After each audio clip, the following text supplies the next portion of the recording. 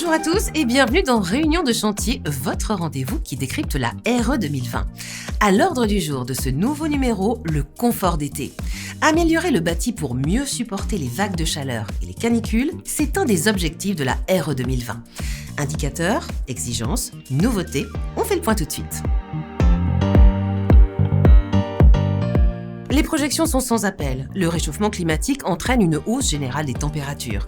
On estime que les vagues de forte chaleur seront 2 fois plus nombreuses d'ici 2050. L'un des points clés de cette nouvelle réglementation, c'est de permettre aux occupants d'un bâtiment, qu'il soit résidentiel ou tertiaire, de ne pas souffrir de ces épisodes caniculaires. C'est ça la notion de confort d'été. Elle prévoit de concevoir des bâtiments adaptés au changement climatique. Dès la conception du bâtiment, le confort d'été sera mesuré par l'indicateur DH. D pour degré, H pour heure. Cet indicateur évalue les écarts entre la température du bâtiment et une température de confort variant entre 26 et 28 degrés en fonction de la température des jours précédents. La RE 2020 fixe 2 seuils pour évaluer le confort d'été d'un bâtiment.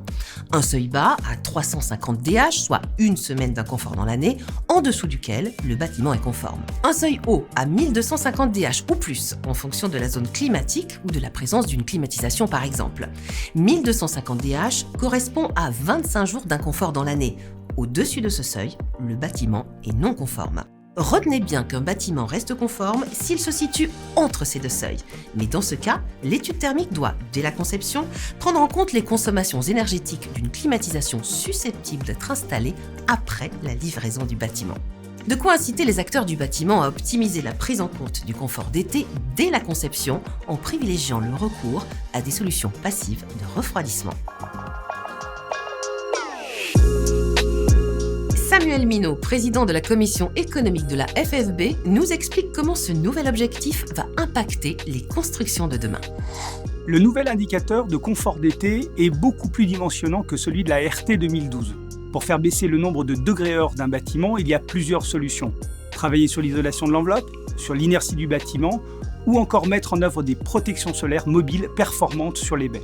D'autres leviers comme les brasseurs d'air pour favoriser la ventilation nocturne ou encore les puits climatiques peuvent être des solutions pertinentes. Suivant la zone climatique et l'exposition des façades du bâtiment, un mode de gestion automatique des protections solaires peut s'avérer nécessaire.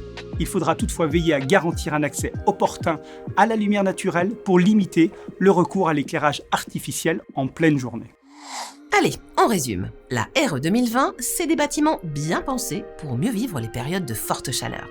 Réunion de chantier continue de décrypter pour vous la RE 2020. Rendez-vous dans un prochain numéro pour faire le point sur la nouvelle réglementation. À bientôt.